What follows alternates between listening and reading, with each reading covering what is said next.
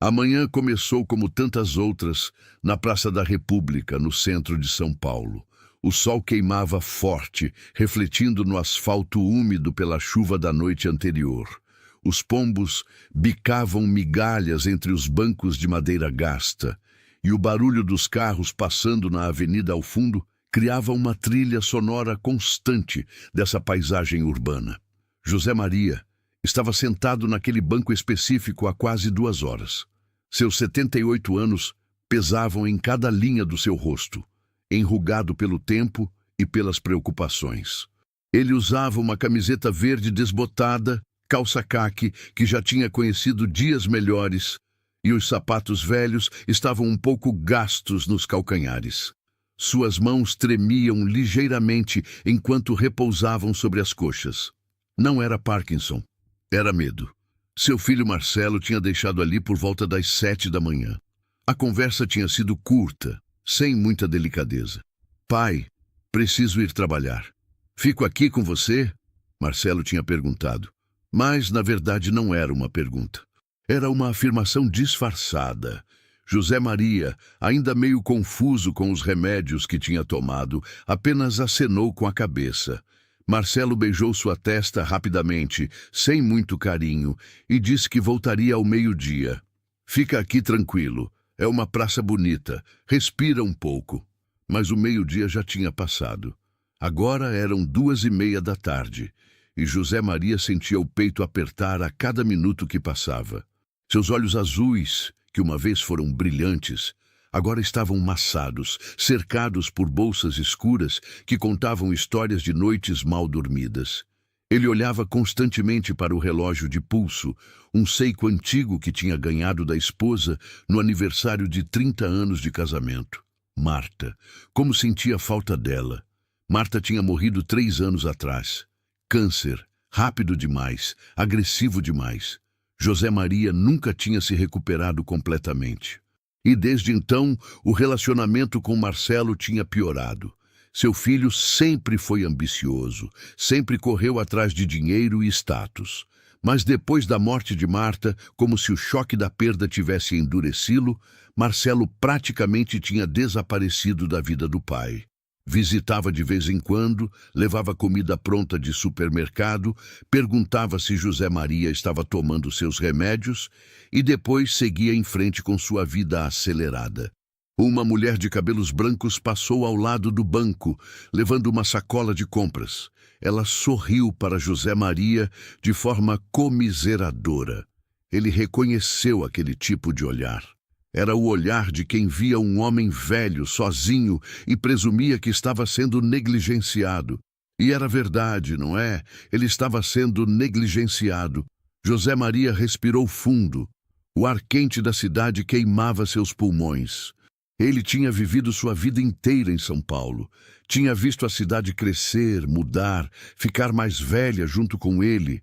Tinha trabalhado como encanador durante 45 anos, levantando cedo, dormindo tarde, construindo um pequeno patrimônio que agora serviria para sustentar um final de vida de solidão.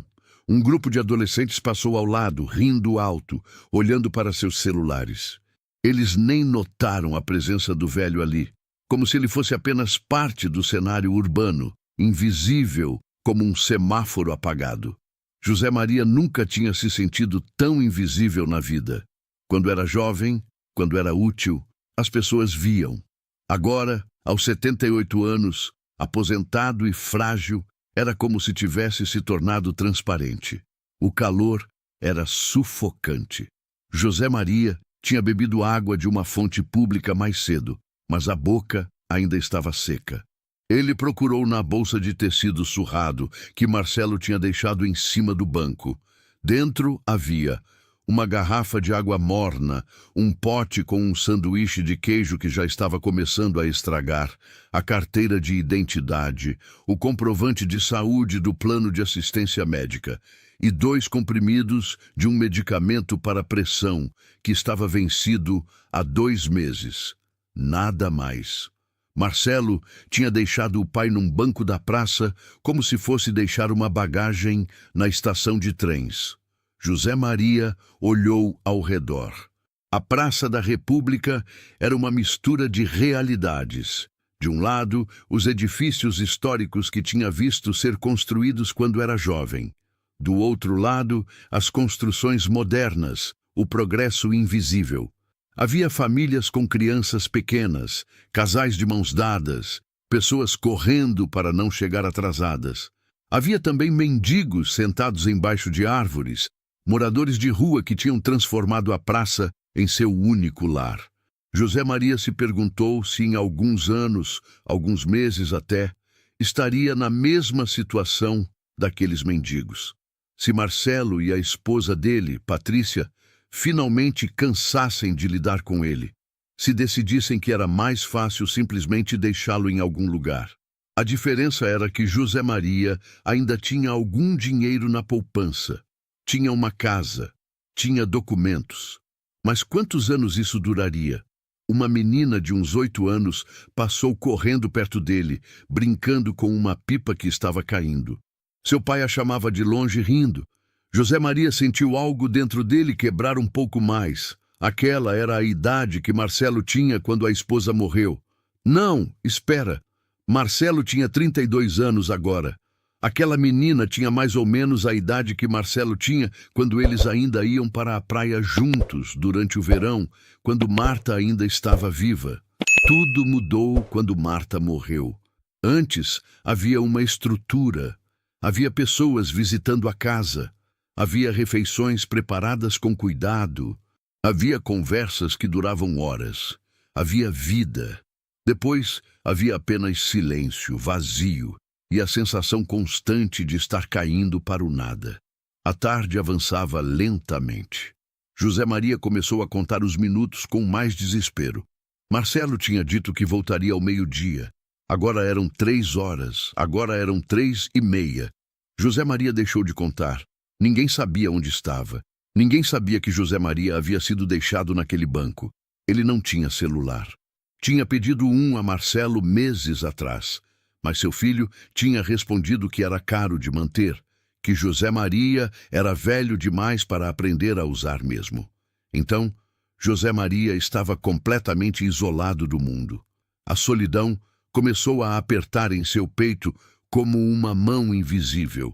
Ele respirava fundo, tentando se controlar, tentando acreditar que tudo estava bem, que Marcelo voltaria, que tudo ainda fazia sentido. Mas no fundo, naquele lugar que a gente não gosta de admitir que existe, José Maria sabia. Sabia que seu filho o tinha abandonado. A sombra da tarde começava a se alongar na praça. Em breve seria noite, e José Maria estava sozinho em um banco de madeira gasta, em uma das maiores cidades do Brasil, invisível para o mundo. Se essa história está mexendo com você neste momento, inscreva-se no canal e deixe seu like para não perder nenhuma de nossas histórias. E nos comente de qual cidade você está assistindo a esta história. Nos deixe essa mensagem nos comentários. O Cabo Augusto vendia giroflex na rua direita todas as tardes, mas aquele turno específico o levara a passar pela Praça da República. Ele estava a pé, regressando do café onde tinha se encontrado com um colega, quando notou algo fora do lugar. Não era um detalhe óbvio. Na verdade, para a maioria das pessoas, seria impossível notar. Mas Augusto tinha 28 anos de carreira como policial militar. Seus olhos tinham aprendido a ver detalhes que outros desprezavam. Havia um senhor sentado sozinho em um banco. Nada de especial nisso. Havia vários idosos na praça. Mas este homem, em particular, tinha uma qualidade de abandono que Augusto reconheceu imediatamente. Não era apenas estar sozinho. Era estar sozinho de um jeito que parecia permanente, definitivo. Augusto tinha treinamento para reconhecer pessoas em perigo. Tinha aprendido, ao longo dos anos, a identificar sinais de abuso, negligência, exploração. Seu padrasto tinha sido um alcoólatra violento. Sua mãe tinha morrido de doença relacionada ao estresse. Augusto tinha visto coisas que a maioria das pessoas nunca veria em vidas inteiras. E tinha desenvolvido um senso aguçado para quando alguém estava sofrendo. Ele parou em uma banca de jornal próxima, fingindo que estava olhando as manchetes do dia. Mas de verdade, estava observando José Maria pelo canto do olho. O senhor usava roupas antigas. Seu cabelo branco estava despenteado. Suas mãos tremiam. E mais importante ainda, ele não se mexia muito. Apenas ficava sentado, olhando para baixo, como se esperasse por algo que nunca viria. Augusto tinha tanta certeza sobre essa última parte que doía. Ele trabalhou como policial na zona leste de São Paulo por 8 anos. Tinha visto coisas horríveis. Tinha respondido a chamados de violência doméstica, abandono infantil, abuso de idosos. Tinha trazido crianças para abrigos. Tinha prendido pais que vendiam os filhos para sustentar vício. Tinha encontrado corpos. Tinha visto a humanidade em seus piores momentos. Mas neste momento, nesta praça, observando este velho senhor em particular, Augusto sentiu aquela velha sensação queimando em seu peito. A sensação de que algo precisava ser feito, de que ele não podia simplesmente passar e ignorar. Ele caminhou lentamente em direção ao banco. Não de forma óbvia. Augusto tinha aprendido a fazer isso de um jeito que não parecia ameaçador. Ele se aproximava gradualmente, como se estivesse apenas passeando pela praça, sem propósito específico. Quando estava perto o suficiente, finalmente olhou para o rosto do idoso. José Maria levantou os olhos. Seus olhos azuis encontraram o rosto jovem, forte do policial. Havia confusão naquele olhar. E medo. Muita medo. "Boa tarde", disse Augusto com a voz suave. Ele tinha aprendido a falar assim também. Havia algo na sua voz que acalmava as pessoas. Algo que dizia que ele não era uma ameaça. "Tudo bem com o senhor?"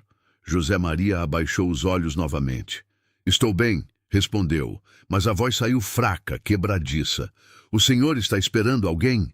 perguntou Augusto, sentando-se no banco ao lado, mantendo uma distância respeitosa. Silêncio. Um silêncio longo que dizia tudo o que Augusto precisava saber. "Estou esperando meu filho", respondeu José Maria finalmente. "Ele disse que volta ao meio-dia. Deve estar atrasado no trânsito." Augusto olhou para seu relógio. Eram 4h15 da tarde. Ele olhou para o senhor novamente. Os sinais eram claros. A história de abandono era tão visível quanto a própria Praça da República. "Qual é o seu nome?" perguntou Augusto. José Maria Santos." "Prazer, José Maria. Sou Augusto, Cabo Augusto." Ele fez questão de não mencionar a polícia. Não neste primeiro momento. "Quanto tempo o senhor está nesta praça?" "Desde de manhã. 7 da manhã, mais ou menos." José Maria engoliu seco. Marcelo disse que voltava ao meio-dia. 7 da manhã até 4h15 da tarde. 9h15. Um idoso sozinho em um banco de praça, ao calor de São Paulo, sem supervisão, sem comunicação, sem uma forma clara de voltar para casa. Augusto sentia a adrenalina subindo. "O senhor mora perto daqui?" perguntou. "Moro em Pinheiros. É longe daqui." "Como o senhor veio para cá?" "Meu filho me trouxe." "E o senhor tem como voltar para casa? Tem dinheiro para táxi? Tem celular para chamar alguém?" José Maria negou com a cabeça. Suas mãos tremiam mais agora. Ele estava começando a perceber que algo estava muito errado. Que aquele policial jovem via algo que ele mesmo estava começando a aceitar. Augusto respira fundo. Ele tinha visto muita coisa na vida, mas isto ainda doía. O abandono nunca endureceu com o tempo. Sempre doía. "José Maria, eu vou ajudar o senhor. Mas primeiro preciso que o senhor me conte o que realmente está acontecendo. Por que seu filho o deixou aqui?" José Maria olhou para o policial. Havia compaixão nos olhos dele, genuína compaixão. E isso foi o suficiente para fazer com que a barragem cedesse. "Minha esposa morreu faz 3 anos, começou José Maria com a voz tremendo. "Desde então, meu filho, ele não quer saber de mim. Minha nora não gosta de mim. Eu viro um problema, um gasto, um incômodo." As palavras saíram como se tivessem estado presas em sua garganta por muito tempo, esperando alguém que pudesse ouvi-las sem julgamento. Hoje de manhã, meu filho me levou para a praça e disse que voltava ao meio-dia, mas não voltou. E eu entendo. Entendo que talvez seja mais fácil assim. Talvez seja melhor que ele se livre de mim. Augusto olhou para o velho e viu seu avô. Seu avô tinha morrido sozinho em um hospital. Ninguém tinha visitado. Ninguém tinha de fato se importado até que o corpo chegou na porta com uma carta de despejo. Augusto tinha apenas 7 anos, mas lembrava claramente. Lembrava do silêncio pesado na casa depois disso. O senhor precisa voltar para casa, disse Augusto, com uma determinação que não admitia discussão. E vamos descobrir o que está acontecendo com seu filho. Mas primeiro, vamos nos certificar de que o senhor está seguro. José Maria olhou para o policial com uma mistura de alívio e culpa. Culpa de ser um incômodo, culpa de precisar de ajuda, culpa por existir. Augusto se levantou lentamente. Vem comigo, José Maria. Vou levar o senhor para casa e vamos conversar com seu filho, certo? José Maria levantou-se também com a ajuda do policial. A caminhada em direção à viatura não era longa, mas para José Maria, naquele momento, parecia a caminhada mais importante da sua vida. Por primeira vez em horas, ele não estava mais invisível. O resto da cidade continuava seu ritmo normal, indiferente. Mas para Augusto e José Maria, algo tinha mudado. A história que tinha começado com abandono estava começando a ganhar contornos de redenção. A viatura da polícia militar estava estacionada a 2 quarteirões de distância. Augusto caminhou devagar, certificando-se de que José Maria conseguisse acompanhá-lo. O velho estava mais frágil do que parecia sentado. A cada passo, seu corpo balançava ligeiramente, como se perdesse o equilíbrio a qualquer momento. Augusto o segurou pelo cotovelo com firmeza, mas sem brutalidade. Quando chegaram à viatura, Augusto abriu a porta traseira e ajudou José Maria a entrar. Não havia grade separando o banco traseiro do banco dianteiro. Esta não era uma viatura de transporte de presos. Augusto tinha certeza disso. Este não era um criminoso. Este era um senhor que precisava de ajuda. Dentro da viatura, o ar-condicionado era um alívio. José Maria respirou fundo, como se pudesse respirar novamente depois de horas de sufoco. Augusto se acomodou no banco dianteiro do lado do motorista e ligou o motor. Antes de sair, ele se virou para trás e perguntou: "Qual é o endereço do senhor em Pinheiros?" José Maria deu o endereço. Rua Bandeira, 423, apartamento 62. Um bairro de classe média, nem rico nem pobre. Um lugar onde pessoas normais viviam vidas normais. Augusto dirigiu em silêncio por alguns minutos. As ruas de São Paulo passavam pela janela. O caos habitual do trânsito da capital. Carros buzinando, motos passando pela fila, pedestres correndo entre os carros. "Há quanto tempo o senhor é viúvo?" perguntou Augusto finalmente. 3 anos. "Marta morreu há 3 anos", respondeu José Maria. Sua voz tinha aquela qualidade que a voz das pessoas assume quando falam de quem perderam, como se cada palavra custasse algo precioso. "Era casado há quanto tempo?" 52 anos. Casei com ela com 19 anos. Ela tinha 17. Éramos crianças, mas sabíamos que era para ser assim. Sabíamos. Augusto assentiu. Ele tinha ouvido histórias assim antes. Histórias de pessoas que se conheciam tão bem, que se amavam tão profundamente, que quando uma delas morria, a outra nunca realmente se recuperava.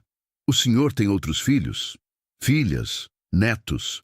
"Apenas Marcelo. Ele era muito próximo de Marta. Muito mesmo. Quando ela morreu, ele mudou. Ficou ressentido. Como se culpasse o mundo inteiro. Como se culpasse a mim também." "Por que o senhor acha que ele o culparia?" José Maria levou um tempo para responder. Suas mãos se tremiam em seu colo. "Porque eu não morri no lugar dela. Porque nós dois envelhecemos e ela morreu primeiro. Como se o universo tivesse cometido uma injustiça ao levar a mulher dele e deixar o velho ali para trás." Augusto compreendeu. Compreendeu de um jeito que era pessoal demais. Ele tinha sentimentos confusos sobre a morte de sua própria mãe também. Às vezes, ficava furioso com o fato de que ela tivesse partido tão cedo, deixando-o sozinho com aquele homem violento. Às vezes, dirigia essa raiva para pessoas que ainda estavam vivas.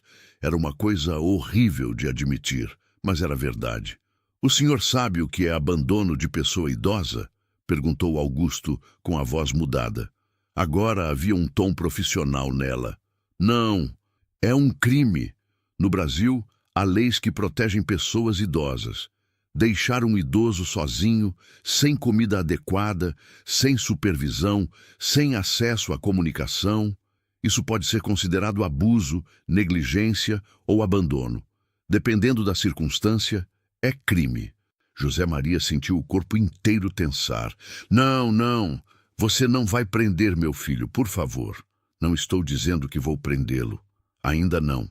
Mas o senhor precisa entender que o que está acontecendo não é normal, não é aceitável. E há pessoas que podem ajudar. Há instituições, agências, serviços sociais que trabalham especificamente com esse tipo de situação." Eles chegaram a Pinheiros alguns minutos depois. As ruas mudaram de caráter. Edifícios mais antigos, mais modestos. Árvores grandes alinhadas nas calçadas, ruas mais tranquilas que o centro de São Paulo. Augusto virou para a Rua Bandeira e começou a procurar o número 423. O prédio era um edifício de 5 andares, branco, com uma pequena portaria. Havia plantas em alguns vasos na entrada, uma academia de ginástica no térreo. Parecia um lugar onde famílias normais viviam, exatamente como José Maria tinha descrito. Augusto parou a viatura em frente. "O senhor tem uma chave do apartamento?" José Maria procurou na bolsa surrada. Sim, tinha. Uma chave velha, de metal, presa em um chaveiro de plástico que tinha desenhos de flores. Eles subiram juntos.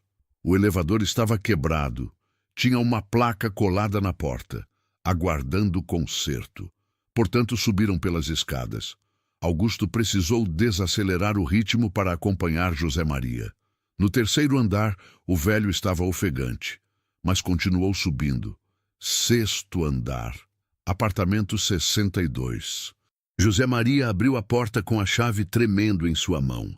O apartamento era pequeno, mas arrumado. Havia fotografias nas paredes, fotos de Marta em diferentes idades. Marta jovem, radiante. Marta meia-idade, ainda bonita. Marta envelhecida, mas ainda com luz nos olhos. Havia também fotos de Marcelo.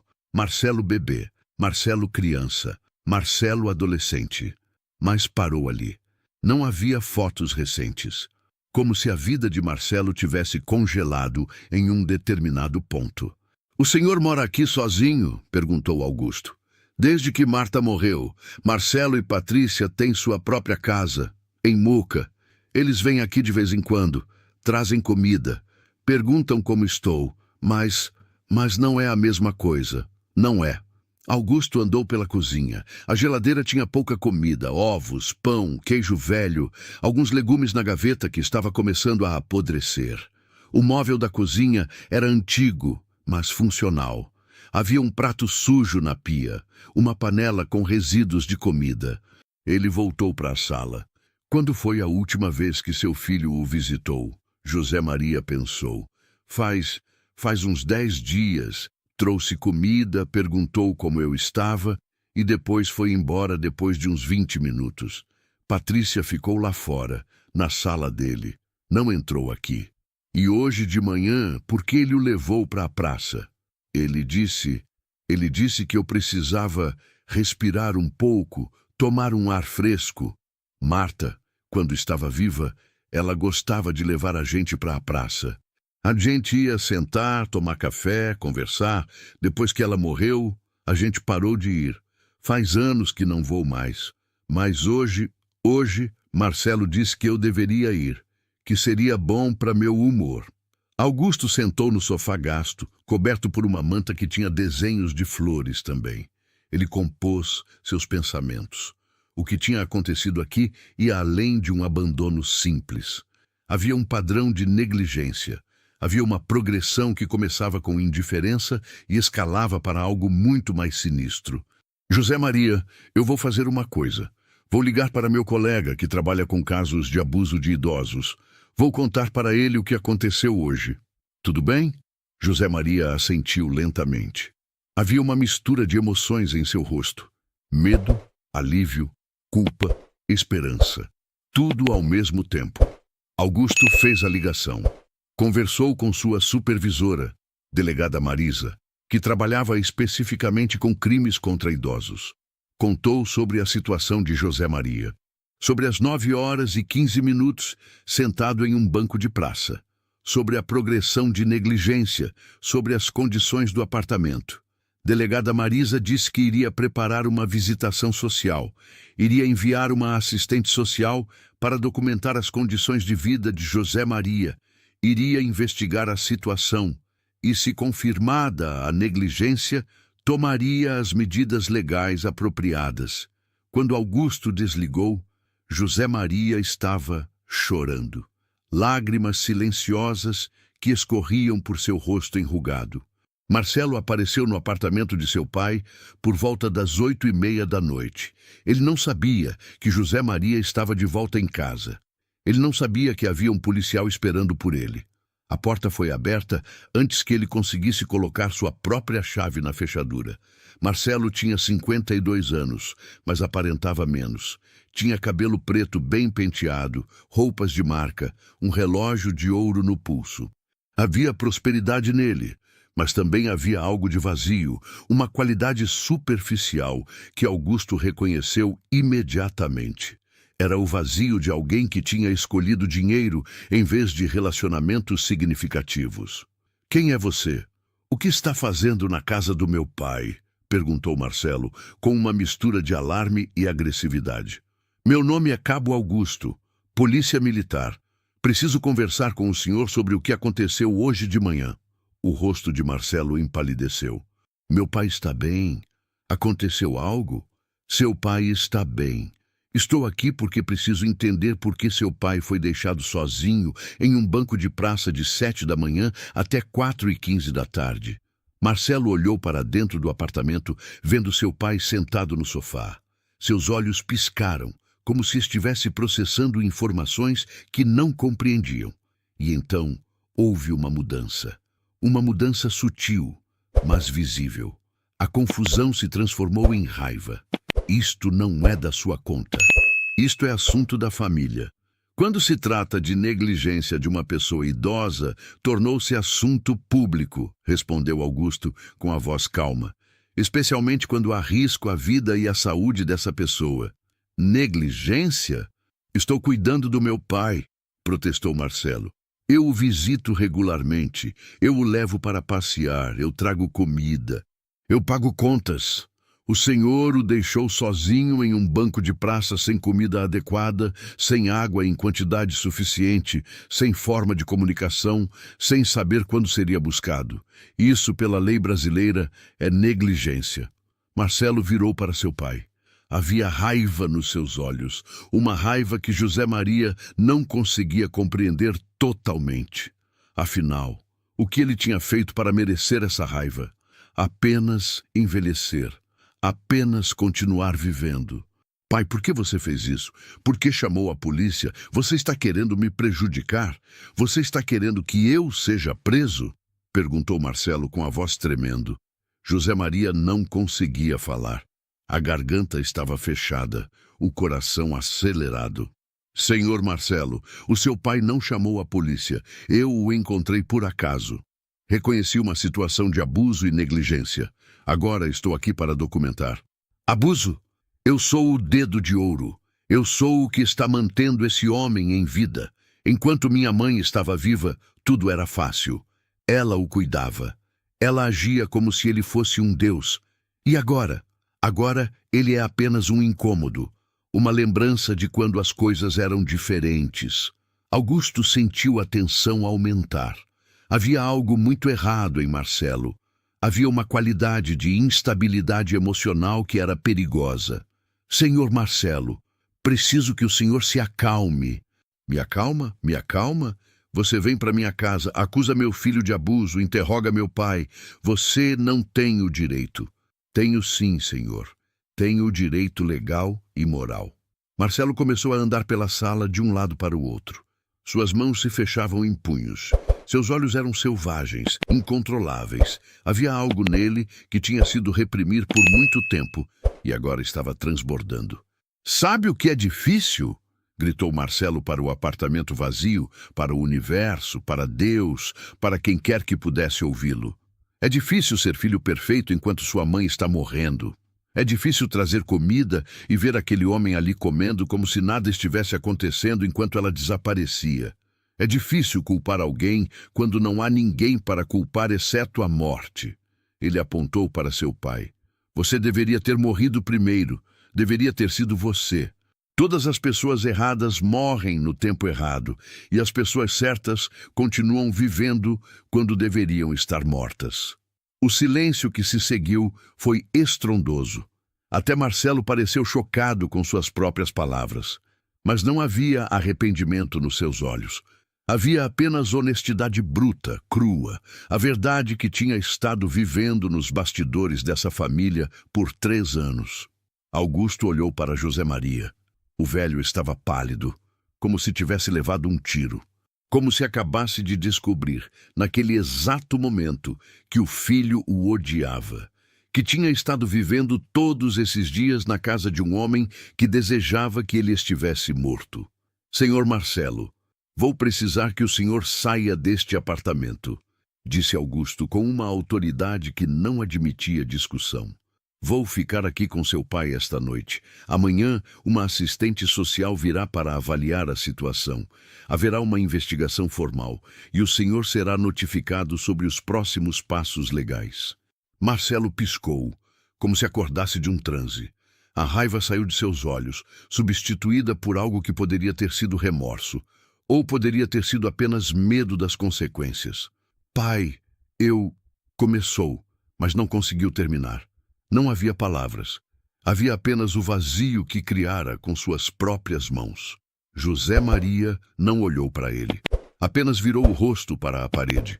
Desse jeito, com esse movimento simples, rejeitou completamente o filho. Marcelo saiu do apartamento. Sua saída não foi dramática, foi apenas silenciosa, apenas real. Quando a porta fechou, Augusto e José Maria ficaram sozinhos. O policial não sabia muito bem o que dizer. Havia testemunhado muita dor humana em sua carreira, mas havia algo especialmente quebrantador em ver um pai rejeitar um filho, em ver um filho desejar a morte do pai, em ver décadas de relacionamento desmoronar em poucos minutos. Ele te ama? Perguntou Augusto finalmente. Ele odia o mundo, respondeu José Maria. E porque eu ainda estou aqui, eu sou parte do que ele odeia. Isso não é sua culpa. Você não pode controlar que sua esposa morreu. Você não pode controlar que ele está sofrendo. Mas eu permaneço. Eu continuo aqui. E enquanto eu estiver aqui, ele terá que lidar comigo. Terá que me ver e lembrar de tudo o que perdeu. Augusto sentou ao lado do velho novamente. Amanhã vai ser um novo dia. Vamos cuidar de você. Vamos garantir que você tenha apoio, medicamentos, cuidados adequados. Mas hoje você precisa descansar. José Maria assentiu lentamente. Levantou-se com dificuldade. Augusto o ajudou. Caminhou em direção ao quarto, que havia ficado praticamente intacto desde a morte de Marta. Suas roupas ainda estavam no armário. Seus sapatos ainda estavam no chão. A vida dela estava congelada naquele espaço, como um museu de memória. José Maria deitou-se na cama. Estava exausto, não apenas fisicamente, mas emocionalmente destruído. Havia passado por mais em um dia do que esperava viver em um ano. Augusto voltou para a sala, verificou que a porta estava trancada, ligou para sua supervisora novamente, atualizando-a sobre os desenvolvimentos. Delegada Marisa disse que prepararia a documentação para uma ação de proteção ao idoso, que haveria consequências legais para Marcelo. Augusto dormiu no sofá de José Maria aquela noite. Acordava a cada 2 horas para verificar se o velho estava bem. Era contra os protocolos da polícia. Era além do seu dever. Mas Augusto tinha aprendido ao longo dos anos que às vezes as regras tinham que ser quebradas para fazer a coisa certa. Pela primeira vez desde que Marta tinha morrido, José Maria dormiu sem pesadelos. "O que vou fazer com meu filho?"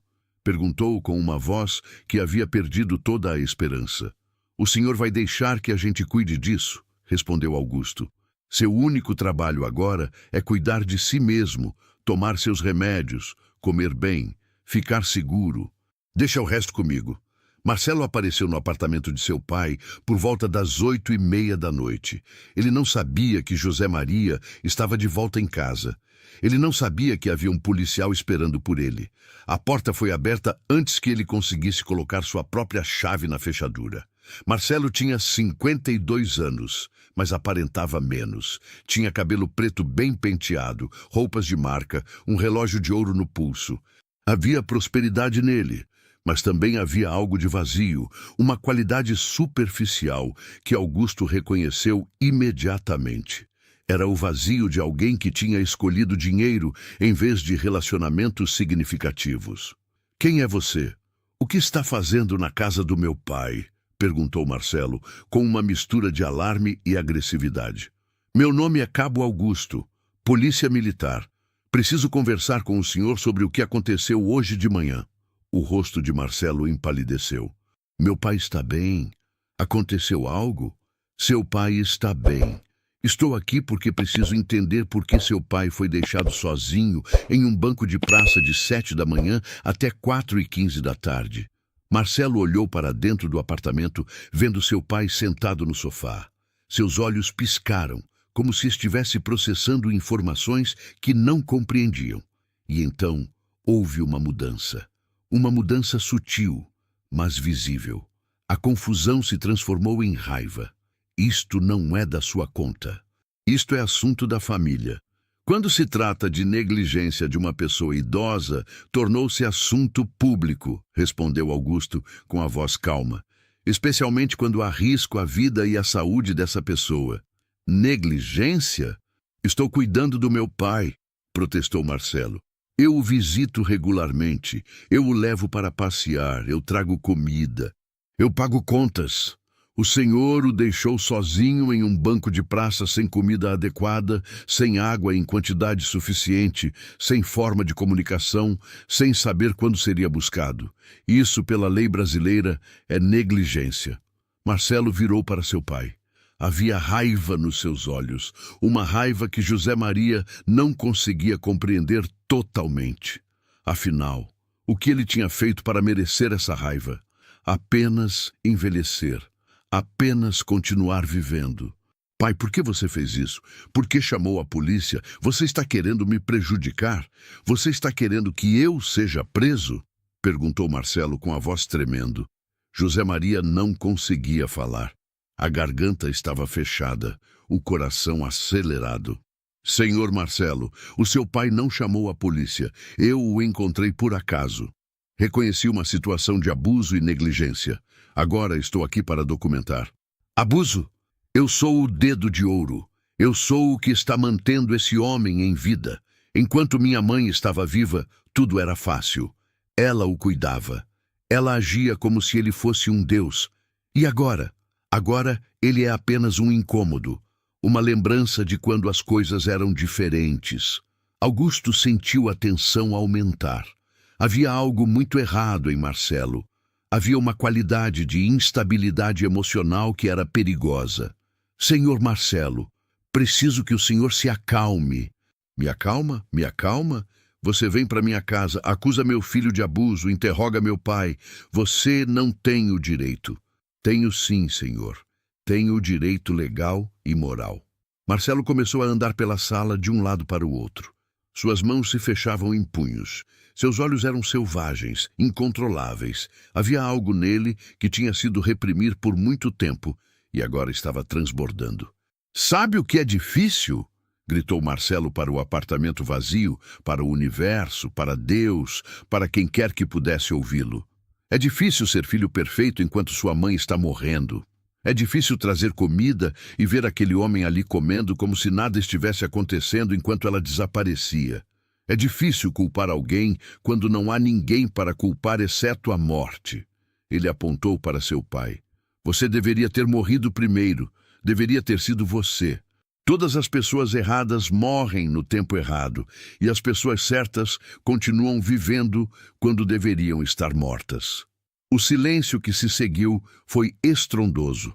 Até Marcelo pareceu chocado com suas próprias palavras. Mas não havia arrependimento nos seus olhos. Havia apenas honestidade bruta, crua, a verdade que tinha estado vivendo nos bastidores dessa família por 3 anos. Augusto olhou para José Maria. O velho estava pálido, como se tivesse levado um tiro. Como se acabasse de descobrir, naquele exato momento, que o filho o odiava. Que tinha estado vivendo todos esses dias na casa de um homem que desejava que ele estivesse morto. Senhor Marcelo, vou precisar que o senhor saia deste apartamento, disse Augusto com uma autoridade que não admitia discussão. Vou ficar aqui com seu pai esta noite. Amanhã, uma assistente social virá para avaliar a situação. Haverá uma investigação formal e o senhor será notificado sobre os próximos passos legais.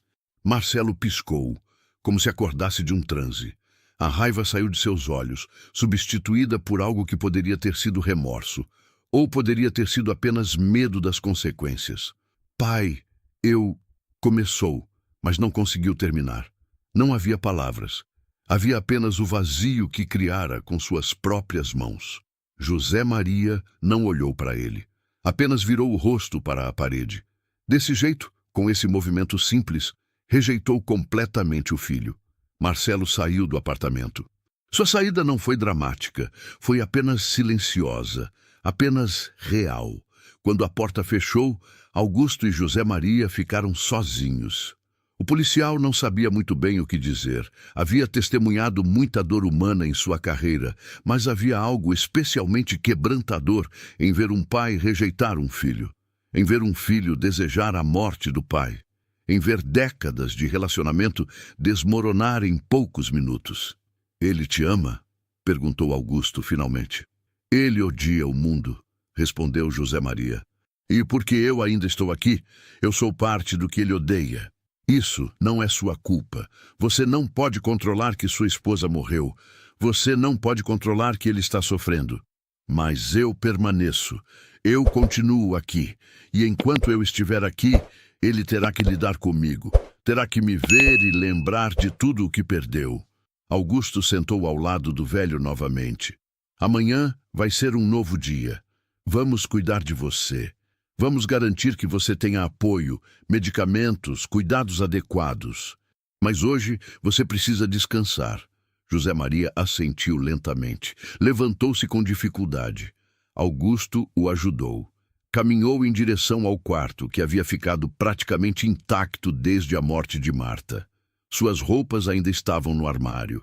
Seus sapatos ainda estavam no chão. A vida dela estava congelada naquele espaço, como um museu de memória. José Maria deitou-se na cama. Estava exausto, não apenas fisicamente, mas emocionalmente destruído. Havia passado por mais em um dia do que esperava viver em 1 ano. Augusto voltou para a sala, verificou que a porta estava trancada, ligou para sua supervisora novamente, atualizando-a sobre os desenvolvimentos. Delegada Marisa disse que prepararia a documentação para uma ação de proteção ao idoso, que haveria consequências legais para Marcelo. Augusto dormiu no sofá de José Maria aquela noite. Acordava a cada 2 horas para verificar se o velho estava bem. Era contra os protocolos da polícia. Era além do seu dever. Mas Augusto tinha aprendido ao longo dos anos que às vezes as regras tinham que ser quebradas para fazer a coisa certa. Pela primeira vez desde que Marta tinha morrido, José Maria dormiu sem pesadelos. A noite em São Paulo é um ser vivo próprio. Há um ritmo diferente. Os carros diminuem o fluxo. Os barulhos mudam de qualidade. As pessoas que ainda estão acordadas nessa hora são aquelas que trabalham nas sombras, enfermeiras, motoristas de táxi, faxineiros de escritório, seguranças, pessoas que vivem em turnos que o resto da cidade ignora. Augusto dormia levemente no sofá quando acordou por volta das 3 da manhã. O som vinha do quarto. Era um choro abafado. O choro de um homem que estava acostumado a chorar sozinho, que havia aperfeiçoado a arte de esconder sua dor. Augusto se levantou silenciosamente. Caminhou até a porta do quarto, mas não entrou. Apenas ficou ali, escutando. Havia algo importante naquele silêncio preenchido de lágrimas. Havia a liberação de 3 anos de sofrimento contido. Depois de alguns minutos, o choro parou. Augusto voltou para o sofá, mas não dormiu. Apenas ficou acordado, esperando o amanhecer, pensando em sua própria vida, em sua própria perda. Sua mãe tinha morrido de um aneurisma quando Augusto tinha 19 anos. Uma morte súbita, sem aviso. Um dia ela estava viva, rindo, cozinhando seu prato favorito. No próximo dia, estava morta. Seu padrasto tinha chorado, não de tristeza, mas de raiva de não ter alguém mais para agredir. Augusto tinha saído de casa 2 meses depois. Tinha entrado na academia de polícia porque precisa de um lugar onde pudesse canalizar essa raiva, essa sensação de injustiça. A polícia lhe deu propósito e, posteriormente, lhe deu a oportunidade de ajudar pessoas em situações que ele entendia intimamente. A manhã chegou lentamente, como faz em São Paulo. Primeiro, o barulho dos carros aumenta. Depois, a luz cinzenta do amanhecer entra pelas janelas. Depois, gradualmente, as cores voltam ao mundo. Augusto preparou café na cozinha de José Maria. Encontrou o pote de café em um armário, filtro em outro, açúcar em outro. As coisas estavam organizadas como uma pessoa solitária organiza sua vida. Cada item em seu lugar específico, porque não há ninguém para ajudar. Então é melhor saber onde tudo está. José Maria apareceu lentamente na cozinha. Havia uma qualidade diferente nele agora. Seu rosto estava menos tenso. Seus olhos tinham uma lucidez que não tinha antes. Era como se o confronto da noite anterior, por mais doloroso que fosse, tivesse varrido alguma ilusão que estava bloqueando sua visão. "Bom dia", disse Augusto, oferecendo uma xícara de café. "Bom dia", respondeu José Maria, tomando a xícara. Bebeu devagar, como se o café fosse precioso. Para ele, talvez fosse. Havia algo no gesto de outro ser humano preparando comida ou bebida para você que era profundamente significativo. Era uma declaração de que você importava, de que sua existência era registrada. "Como o senhor se sente?", perguntou Augusto. "Como um homem que acordou depois de um longo pesadelo", respondeu José Maria.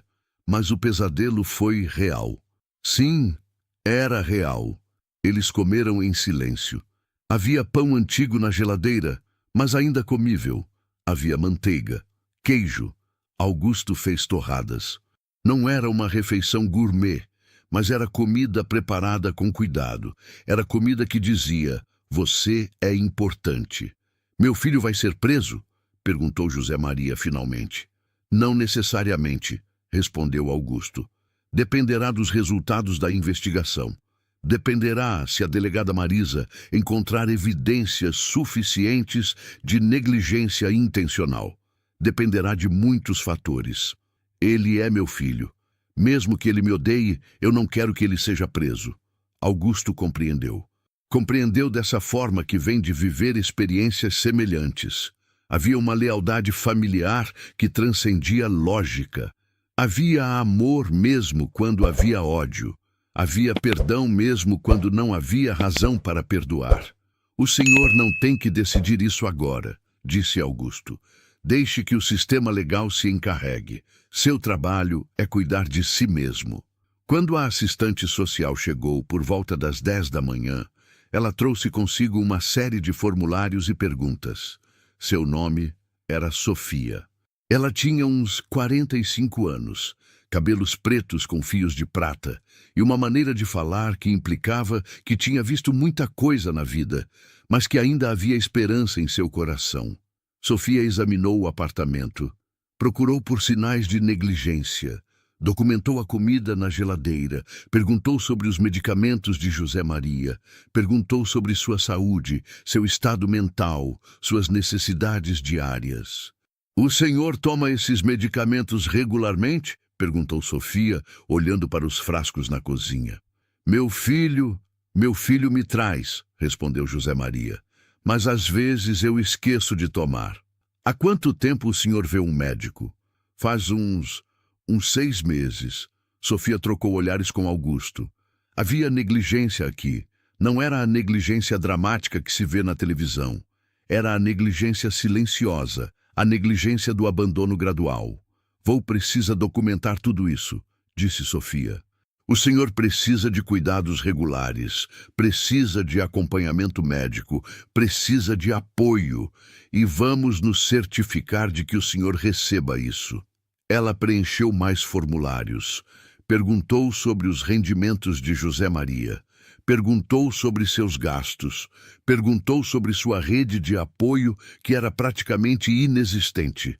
"Há instituições que podem ajudar o senhor", disse Sofia finalmente. "Há programas de assistência social, de visitação domiciliar, de apoio médico. O senhor não está sozinho nisso." Pela primeira vez em muito tempo, José Maria acreditou que isso pudesse ser verdade. Augusto saiu do apartamento logo depois que Sofia deixou. Tinha trabalho, tinha outros chamados, tinha uma vida além desse apartamento em Pinheiros, mas antes de sair, deixou seu número de telefone com José Maria. "Se o senhor precisar de qualquer coisa, o senhor me liga. Tudo bem?" disse Augusto. José Maria guardou o número de telefone como se fosse um tesouro. E de uma certa forma era. Delegada Marisa era uma mulher de 58 anos que havia passado toda a sua carreira na Polícia Civil, investigando crimes contra pessoas vulneráveis. Havia investigado assassinatos de crianças, havia investigado violações, havia investigado roubos de herança. Sua especialidade era investigar quando os mais fracos eram explorados pelos mais fortes. Ela recebeu o relatório de Augusto sobre José Maria com o mesmo nível de seriedade que receberia um assassinato, porque para ela, abandono de idoso era tão séria quanto qualquer outro crime. Era a morte lenta de alguém que já tinha sido deixado para trás pela vida. Marisa chamou Marcelo para uma entrevista no distrito. Não foi uma prisão, mas também não foi uma conversa casual. Foi uma investigação formal. Marcelo apareceu com um advogado, um sinal de que ele estava levando isso a sério, ou de que Patrícia tinha insistido que ele levasse a sério, ou ambos. "Senhor Marcelo, preciso fazer algumas perguntas sobre os cuidados que o senhor oferece a seu pai", começou Marisa, com a calma de alguém que tinha estado fazendo isso por 35 anos. Marcelo e seu advogado conversaram brevemente antes de responder. "Meu cliente cuidou de seu pai de forma responsável", disse o advogado. "Visita regular, suporte financeiro, cuidados médicos quando necessário." "Quando foi a última vez que o senhor Marcelo visitou seu pai?", perguntou Marisa. "2 semanas atrás", respondeu Marcelo. "E nessa visita, qual era o estado do apartamento? Qual era o estado de saúde de seu pai?" "O apartamento estava bem. Meu pai estava bem." Marisa abriu um arquivo. Havia fotografias que Sofia tinha tirado do apartamento de José Maria. Fotografias da comida vencida na geladeira. Fotografias do medicamento vencido.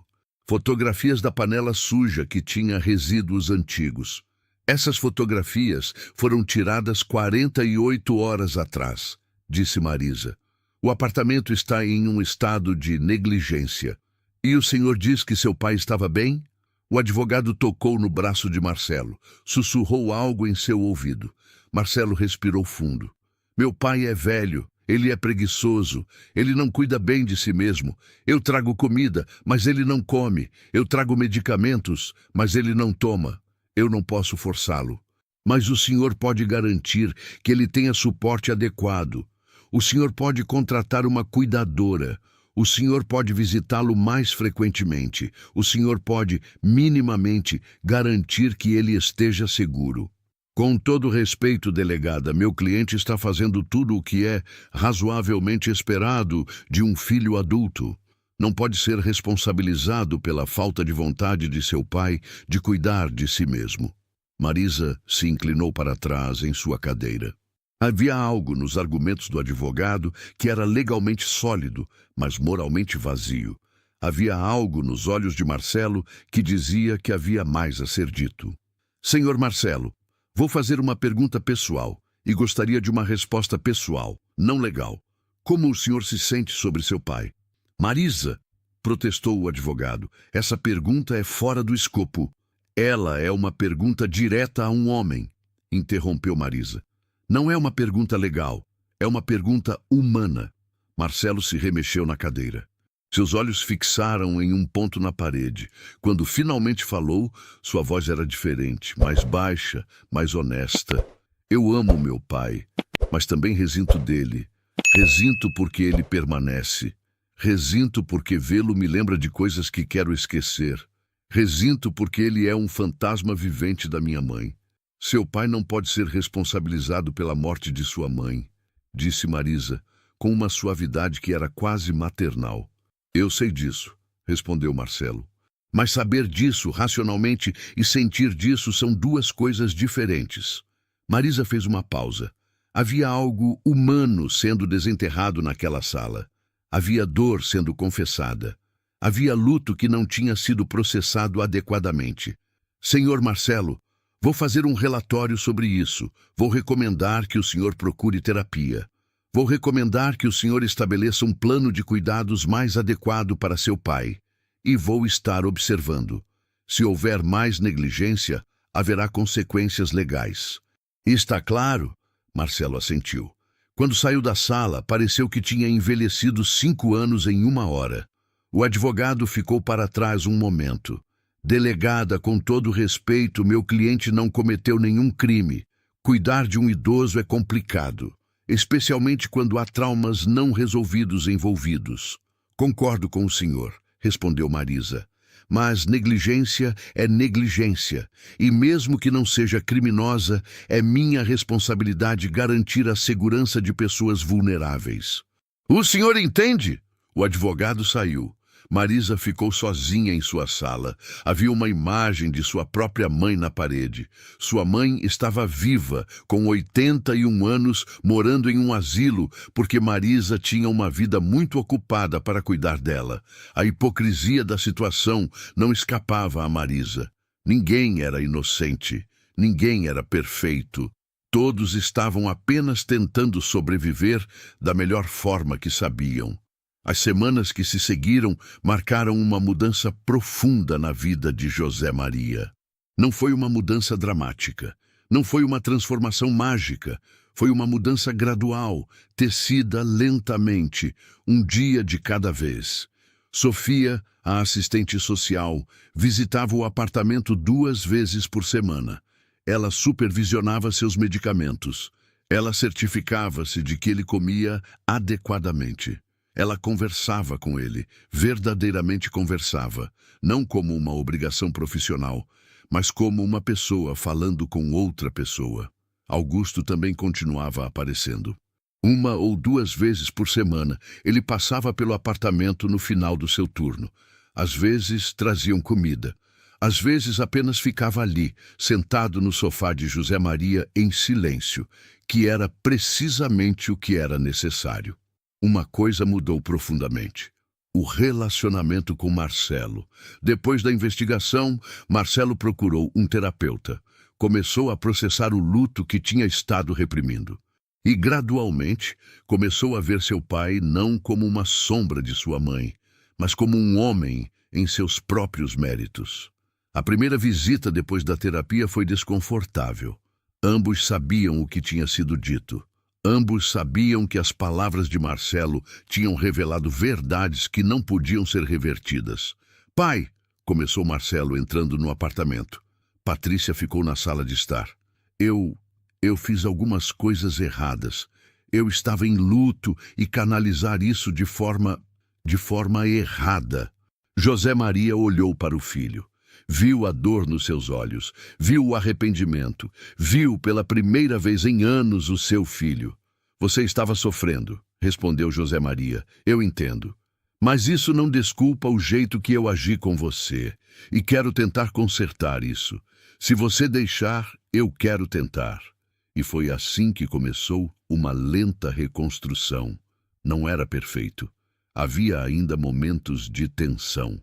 Havia ainda memórias de abandono que não desapareceriam. Mas havia também a possibilidade de crescimento. Havia também a possibilidade de redenção. Marcelo começou a trazer José Maria para sua casa. A família participava de refeições juntas.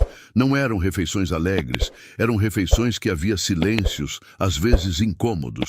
Mas eram refeições, e refeições eram comunidade, e comunidade era o que José Maria tinha perdido. Um mês depois, Augusto estava de folga quando recebeu um telefonema de José Maria. Cabo Augusto, eu gostaria que o senhor viesse a uma refeição na casa de meu filho. O senhor foi muito importante para que isso tudo acontecesse. Gostaria que fizesse parte disso. Augusto aceitou. Ele sabia que aquilo era mais que um convite para uma refeição. Era um reconhecimento. Era uma forma de José Maria dizer obrigado por ter me visto quando era invisível. A refeição foi em um domingo. A casa de Marcelo era bonita, confortável, cheia de luz. Havia fotografias nas paredes que mostravam a evolução da vida de Marcelo. Fotografias de quando era criança, com Marta e José Maria. Fotografias mais recentes, com Patrícia. Patrícia tinha preparado um bolo. Não era sofisticado. Era apenas um bolo caseiro, simples. Mas havia amor nele, havia intenção. Durante a refeição, Marcelo falou sobre seu trabalho. Patrícia falou sobre seu negócio de consultoria. José Maria falou sobre uma caminhada que tinha dado no parque, como recomendado por seu médico. Augusto falou sobre um caso que estava trabalhando, sobre uma criança que tinha sido resgatada de uma situação de abuso. E então, de repente, Marcelo começou a chorar. Não era um choro dramático, era apenas lágrimas descendo seu rosto enquanto continuava comendo, como se o corpo estivesse liberando algo que a mente ainda não tinha completamente processado. Desculpe, disse Marcelo, limpando os olhos. É só que é bom estar aqui todos juntos. Eu pensei que tínhamos perdido isso para sempre. José Maria estendeu a mão sobre a mesa e tocou a mão de seu filho. Não disse nada, porque palavras não eram necessárias. O toque era suficiente. A história de José Maria não ficou apenas contida ao círculo pessoal. De alguma forma, a história vazou para a mídia. Não de forma dramática, não como um grande escândalo, mas de forma lenta, através de redes sociais, através de grupos de apoio para idosos, através de conversas entre amigos. Um repórter do jornal Folha de São Paulo encontrou o caso e o publicou como uma série. Invisíveis, a crise do abandono de idosos em São Paulo. A série incluía a história de José Maria, mas também incluía as histórias de dezenas de outros idosos. Histórias de pessoas deixadas em hospitais. Histórias de pessoas que não recebiam seus remédios. Histórias de pessoas cujos filhos simplesmente desapareceram quando ficaram muito velhos ou muito inúteis para serem convenientes. A série viralizou.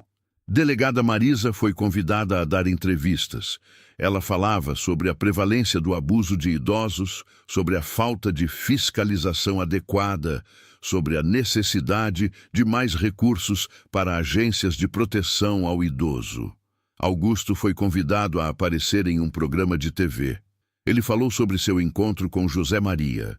Falou sobre como um policial comum, fazendo seu trabalho, havia tocado em uma corrente de negligência e abuso que se estendia por toda a cidade. Quantas outras pessoas como José Maria existem? Perguntou o entrevistador. Quantas outras pessoas estão sendo negligenciadas neste exato momento enquanto falamos? Muitas, respondeu Augusto. mas cada uma delas pode ser encontrada. Cada uma delas pode ser salva. Tudo o que é necessário é que alguém preste atenção. O impacto foi significativo. A Câmara Municipal de São Paulo aprovou um projeto de lei para aumentar a fiscalização de casas de repouso e de idosos que vivem sozinhos com pouco apoio familiar. O projeto de lei era conhecido como Lei José Maria. Foi nomeado após o homem cuja história acidental tinha inspirado mudanças sistêmicas. Marcelo foi para a Câmara e testemunhou.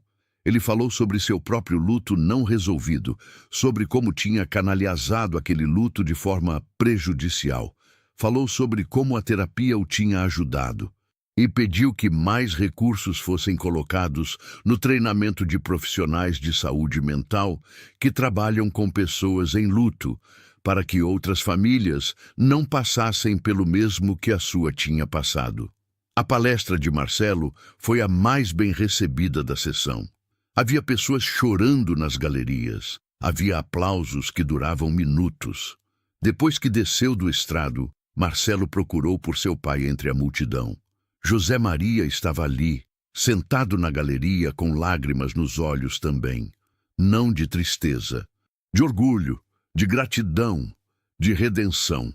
6 meses depois, José Maria tinha uma vida muito diferente da que tinha antes. Ainda estava vivendo em seu apartamento em Pinheiros, mas não mais sozinho. Não no sentido de que havia alguém morando com ele, mas no sentido de que havia uma estrutura de suporte ao seu redor. Sofia continuava visitando uma vez por semana. Havia também uma cuidadora que vinha 3 vezes por semana, ajudando com as tarefas domésticas e culinárias. Havia um fisioterapeuta que vinha uma vez por semana para ajudar com exercícios. Havia um psicólogo que vinha 2 vezes por mês. Mas mais importante que isso, havia conexão humana real. Marcelo e José Maria agora almoçavam juntos todas as quartas. Patrícia havia se juntado e havia trazido sua própria mãe a alguns dos almoços. Havia gerações de pessoas que estavam compartilhando refeições, compartilhando histórias, compartilhando a vida novamente. Augusto tinha se tornado algo como um amigo. Ele aparecia de vez em quando, ainda que não mais com a frequência de antes. Mas quando aparecia, havia uma conexão que ia além do salvamento de uma vida. Havia uma conexão de pessoas que tinham tocado em algo profundamente humanizado e nunca esqueceriam disso. José Maria tinha até começado a fazer voluntariado. Trabalhava com uma ONG que oferecia suporte a idosos isolados. Não era trabalho pesado, apenas conversas, apenas presença. Apenas garantir que outras pessoas não se sentissem tão invisíveis quanto ele tinha se sentido. Um dia, enquanto fazia voluntariado, ele conheceu uma mulher chamada Denise. Ela tinha 75 anos, era viúva há 10 e havia começado a fazer voluntariado pela mesma razão que José Maria, porque sabia o que era estar sozinha. Eles começaram a conversar e depois começaram a sair juntos. A princípio, apenas para café, depois para almoço, depois para caminhadas no parque. Não era romance da forma que o cinema retrata. Não havia beijos dramáticos ou declarações de amor. Era algo mais profundo. Era 2 pessoas que tinham sido quebradas, que tinham sido deixadas para trás pela vida, encontrando conforto uma na outra. Marcelo, quando soube, ficou feliz, genuinamente feliz. Vê-lo rir, vê-lo se engajar com a vida novamente, era a redenção que Marcelo precisava. E assim, a história que havia começado em um banco de praça, com abandono e negligência, se transformava em algo diferente, se transformava em esperança, se transformava em segundas chances. 1 ano depois, Augusto estava em uma conferência sobre crime contra pessoas vulneráveis, quando foi convidado para falar especificamente sobre o caso de José Maria. Estava em um auditório cheio de policiais, assistentes sociais, promotores de justiça, pessoas dedicadas a proteger os mais fracos da sociedade. Quando encontrei José Maria naquele banco, começou Augusto, Não sabia que estava tocando em algo que ia mudar todo um sistema. Eu apenas vi um homem que estava sofrendo. Vi um padrão de negligência que reconheço porque eu tenho visto antes. E fizei meu trabalho. Mas aqui está a coisa. Meu trabalho só funcionou porque havia uma rede de suporte. Havia Sofia, a assistente social. Havia a delegada Marisa, que investigou com justiça e compaixão. Havia um sistema que, embora imperfeito, tem a estrutura para proteger. E havia, eventualmente, uma família que estava disposta a se consertar. Mas nem todos têm essas coisas. Há pessoas sendo negligenciadas todos os dias, que não terão um policial que reconheça seu sofrimento, que não terão uma assistente social, que não terão uma família disposta a mudar. Essas pessoas precisam que estabeleçamos uma rede ainda mais forte, uma rede que seja não apenas reativa, mas proativa. A lei que foi aprovada em nome de José Maria é um passo, mas é apenas um passo. Precisamos de mais recursos, precisamos de mais treinamento, precisamos de uma mudança cultural que coloque idosos não como fardos, mas como pessoas que carregam décadas de sabedoria e experiência, que merecem ser valorizadas. Quando Augusto terminou, a sala estava em silêncio, e então começaram os aplausos. Depois da conferência, um homem se aproximou de Augusto. Era um promotor de justiça chamado Dr. Henrique. Seu caso é notável, disse Dr. Henrique. Tenho trabalhado em legislação sobre direitos de idosos por 15 anos. E este caso, esta história específica, mudou a narrativa, mudou a forma como as pessoas pensam sobre negligência de idosos. Porque era uma história humana, respondeu Augusto. Porque tinha uma cara, porque tinha uma verdade emocional que não podia ser ignorada. Exatamente. E queremos contar mais histórias assim. Queremos que você trabalhe conosco, como consultor, para identificar casos, para educação, para advocacia. Augusto pensou sobre isso. Pensou sobre José Maria, pensou sobre o homem que tinha sido deixado em um banco de praça e que agora tinha uma vida repleta de propósito e conexão. Sim, respondeu, sim, vou trabalhar com você. E assim, acidentalmente, através de um encontro em uma praça, Augusto encontrou sua verdadeira vocação. Não apenas ser um policial, mas ser um defensor de pessoas vulneráveis, uma voz para aqueles que não tinham voz. 3 anos se passaram desde aquele dia em que Augusto encontrou José Maria no banco de praça. 3 anos que transformaram não apenas a vida de um homem, mas as vidas de centenas de outras pessoas que nunca saberiam o nome daquele policial ou o nome daquele idoso em um banco. O programa de proteção integral ao idoso, que tinha nascido da Lei José Maria, estava agora em operação em 15 cidades do Brasil. Havia treinamento para policiais, para assistentes sociais, para cuidadores. Havia campanhas educacionais. Havia uma linha de denúncia que recebia, em média, 20 ligações por dia de pessoas preocupadas com idosos sendo negligenciados. Augusto agora passava metade de seu tempo ainda como policial e a outra metade trabalhando como consultor para o programa. Ele viajava entre cidades, treinando jovens policiais como ele a reconhecer sinais de abuso e negligência que de outra forma passariam despercebidos. Uma tarde, enquanto estava em Campinas para uma palestra sobre o programa, Augusto recebeu um telefonema. Era de uma mulher que se identificou como gerente de pessoal de uma grande empresa multinacional. Cabo Augusto, estou ligando porque leio sobre seu trabalho e gostaria de conversarmos sobre um projeto que estamos desenvolvendo, disse a mulher. Minha empresa quer implementar um programa de suporte a idosos entre nossos funcionários. Queremos oferecer não apenas benefícios, mas um verdadeiro reconhecimento da importância da vida deles. Gostaria que você consultasse conosco? Augusto concordou. E assim, pela primeira vez, o programa que havia nascido de uma história de abandono estava se transformando em uma política corporativa. estava se transformando em mudança sistemática do topo para baixo, não apenas do governo para baixo.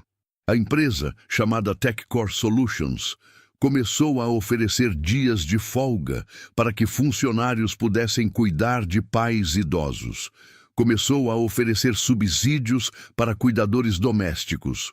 Começou a oferecer terapia para funcionários que estavam lidando com luto ou com a complexidade de cuidar de pais envelhecidos, enquanto também cuidavam de suas próprias famílias. Uma das primeiras pessoas a se beneficiar do programa foi Marcelo. Sua empresa adotou políticas similares, permitindo-lhe mais flexibilidade para passar tempo com seu pai, permitindo-lhe processar seu próprio luto de forma mais saudável. Marcelo era agora um homem transformado. Sua raiva havia se desvanecido, não completamente, mas o suficiente para que ele pudesse funcionar como um ser humano completo.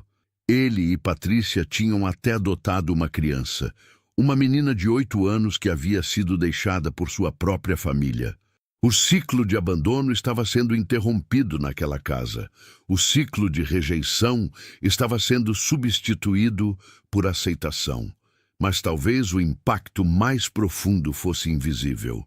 Havia um homem em Salvador, Bahia, que tinha lido a história de José Maria e reconheceu a si mesmo naquela narrativa. Ele tinha um pai que estava sendo negligenciado e tinha tido medo de contar para alguém. Havia tido medo de parecer estar traindo seu pai, de ser o filho que havia denunciado. Mas depois de ler a história, ele finalmente pediu ajuda. Seu pai foi colocado em um programa de suporte. Seu pai voltou a viver. Havia uma mulher em Porto Alegre que estava planejando deixar sua mãe em um asilo, porque tinha ouvido dizer que eram baratos. Mas havia visto a palestra de Augusto na televisão e havia começado a pesquisar melhor.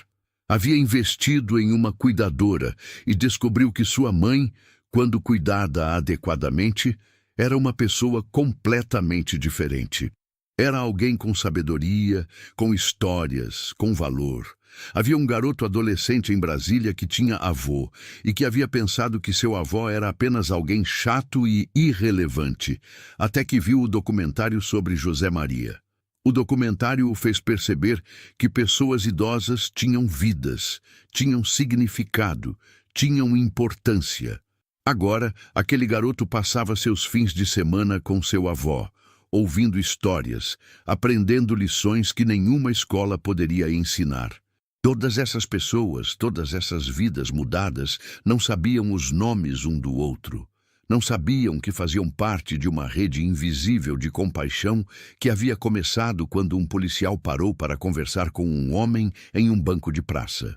José Maria, por sua vez, tinha se tornado uma espécie de celebridade local.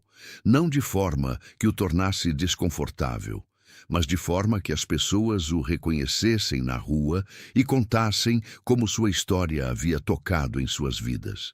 Havia um restaurante onde comia regularmente que colocou sua fotografia na parede com uma placa que dizia José Maria Santos, símbolo de esperança e resiliência. José Maria tinha rido quando viu a fotografia. Eu não sou símbolo de nada, tinha dito. Sou apenas um homem que foi abandonado e que foi salvo. Mas o dono do restaurante tinha respondido, exatamente. Você é um símbolo de que as pessoas podem mudar, de que as famílias podem se consertar, de que há esperança mesmo nos piores momentos. Denise, a mulher com quem José Maria estava, frequentemente se perguntava como sua vida tinha mudado tão drasticamente. Um dia, ela era uma viúva solitária. No próximo dia, estava em um relacionamento amoroso, estava fazendo voluntariado, estava vivendo uma vida repleta de propósito. Ela era grata por tudo que tinha acontecido, mesmo pelos momentos de desespero que a haviam levado até ali. Você sabe o que eu aprendi? Ela perguntou para José Maria uma tarde, enquanto caminhavam no parque onde ele frequentemente andava. O quê? Respondeu José Maria. Que às vezes é apenas no nosso pior momento que as coisas começam a melhorar. que às vezes precisamos ser deixados para trás para que a vida nos encontre novamente. José Maria aprendeu a verdade dentro daquelas palavras e compreendeu que sua história, embora tivesse começado em abandono, era uma história sobre redescoberta. Era sobre encontrar-se novamente não sozinho, mas com outras pessoas. Era sobre compreender que a invisibilidade podia se transformar em visibilidade, que o desespero podia se transformar em esperança, que o vazio podia ser preenchido de novo. 5 anos depois, do dia em que tudo começou em um banco de praça, havia uma cerimônia. O governo do estado de São Paulo estava inaugurando o primeiro centro de proteção e suporte integral ao idoso que havia sido nomeado em nome de José Maria. O Centro José Maria Santos ficava em uma área central de São Paulo, um lugar facilmente acessível por transporte público. O centro oferecia atendimento médico gratuito, acompanhamento psicológico, atividades de recreação e integração social, aulas de tecnologia para ajudar idosos a se conectarem com suas famílias, grupos de suporte para famílias lidando com luto e envelhecimento, um espaço de trabalho voluntário onde idosos podiam se engajar em atividades significativas.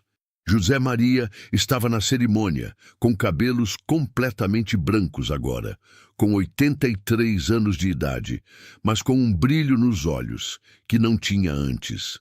Ele estava ao lado de Augusto, que agora tinha 33 anos e havia subido para a patente de tenente através de seu trabalho exemplar na proteção ao idoso.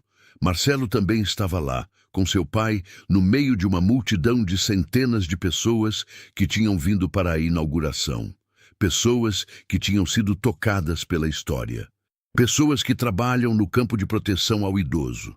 Pessoas que haviam tido pais ou avós negligenciados e queriam garantir que isso não acontecesse para outros. Delegada Marisa estava lá também, agora aposentada, mas ainda muito envolvida na advocacia de direitos de idosos. Ela abraçou José Maria quando o viu, com lágrimas nos olhos. "Você sabe que você mudou tudo, certo?" disse delegada Marisa. "Você e seu abandono, sua tragédia particular, mudou a forma como uma sociedade inteira cuida de suas pessoas idosas?" José Maria apenas sorriu. Ele não tinha intencionado mudar nada. Ele apenas havia sido um homem deixado para trás. Mas, de alguma forma, aquele abandono havia se transformado em visibilidade para centenas, se não milhares de outras pessoas que tinham sido deixadas para trás. A cerimônia começou. Havia discursos do prefeito, do governador, de membros do Congresso. Mas o discurso mais poderoso foi proferido por um menino de 10 anos. O menino era neto de uma mulher que tinha sido resgatada de uma situação de abuso extremo por um programa derivado da Lei José Maria.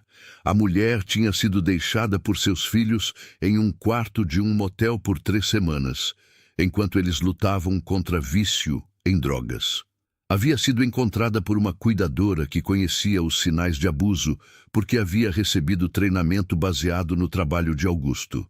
"Minha avó era invisível", começou o menino, com uma voz jovem, mas clara.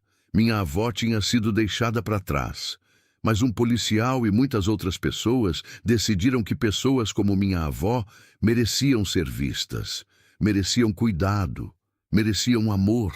E porque eles decidiram isso, minha avó ainda está aqui. Minha avó está viva e eu tenho uma avó que amo muito. Obrigado por cuidarem de pessoas como minha avó. Obrigado por nos cuidarem." Havia poucas pessoas na multidão que não choraram quando o menino terminou. Depois da cerimônia, José Maria foi convidado para fazer um tour do centro. Viu a ala médica, completamente equipada e pronta para servir. Viu a ala de psicologia, com terapeuta a serem contratados. Viu a ala de atividades, onde idosos poderiam vir para aprender, brincar, se conectar. Havia uma sala especial também, uma sala de memória. Era um espaço onde havia placas que contavam as histórias de pessoas idosas que tinham sido negligenciadas e que tinham sido salvas. Histórias de redenção. histórias de segundas chances. E na entrada da sala de memória havia uma placa grande que dizia: em honra de José Maria Santos e de todos aqueles que foram deixados para trás e que encontraram o caminho de volta à vida. Sua história importa, você importa, e você nunca mais será invisível. José Maria colocou a mão na placa. Seus olhos estavam marejados. 5 anos atrás, ele teria jurado que sua vida havia terminado. Teria jurado que ele era apenas um incômodo, uma carga, alguém que deveria ter morrido em vez de sua esposa. Mas aqui estava ele, com 83 anos, com um centro importante nomeado em sua honra, com uma família que o amava, com um propósito que tinha repercussões em toda uma sociedade. Augusto se aproximou dele e colocou uma mão em seu ombro. Eles não precisavam falar. Havia uma compreensão entre eles que tinha sido forjada naquele dia em um banco de praça. Uma compreensão de que quando alguém se recusa a passar, quando alguém se recusa a ser invisível, a vida pode mudar completamente. Essa noite há um banquete para celebrar a inauguração do centro. José Maria estava rodeado por centenas de pessoas, funcionários do centro, advogados, políticos, sua família. Mas em um momento quieto, ele se afastou de todos e ficou em pé, junto à janela, olhando para a cidade de São Paulo, lá embaixo. A cidade que uma vez o tinha ignorado completamente. A cidade que uma vez o tinha deixado invisível em um banco de praça. Mas que agora, através de políticas e programas e pessoas cuidadosas, estava aprendendo a ver seus idosos novamente. Estava aprendendo que não havia pessoas descartáveis. Estava aprendendo que cada vida tinha valor. Que cada vida tinha uma história que importava. Que cada pessoa, não importa quantos anos tinha, merecia ser cuidada, ser valorizada, ser vista. E tudo isso começou com um homem sentado sozinho em um banco de praça. Um homem que havia sido deixado para trás pela vida, mas que através de uma série de coincidências e de uma escolha de alguém se importar, havia encontrado o caminho de volta à vida. E nesse caminho havia mudado o mundo ao seu redor. A câmera se afasta de José Maria na janela. A câmera se afasta do centro brilhante. A câmera sobe, subindo sobre a cidade, sobre São Paulo, até que tudo que se vê é a vastidão de uma metrópole onde existem histórias assim, acontecendo todos os dias. Histórias de abandono que se transformam em redenção. Histórias de invisibilidade que se transformam em visibilidade. Histórias de desespero que se transformam em esperança. Se essa história está mexendo com você neste momento, se você sentiu algo tocando seu coração enquanto acompanhava a jornada de José Maria, eu peço, inscreva-se no canal e deixe seu like para não perder nenhuma de nossas histórias. Deixe um comentário nos descrevendo de qual cidade você está assistindo a esta história, de qual canto do Brasil ou do mundo você chegou até aqui. Mas mais importante que isso, eu peço algo muito mais valioso. Se você vê alguém sendo negligenciado, se você vê alguém sendo deixado para trás, se você vê alguém se tornando invisível, faça o que Augusto fez. Pare, vire, preste atenção, reconheça a dor. Faça alguma coisa, porque toda história de redenção começa com alguém que se importa o suficiente para intervir. Toda transformação de vida começar com alguém que recusa aceitar que uma pessoa é descartável. Toda mudança social começa com um único ato de compaixão. Até a próxima do fundo do coração. Obrigado por assistir até o final.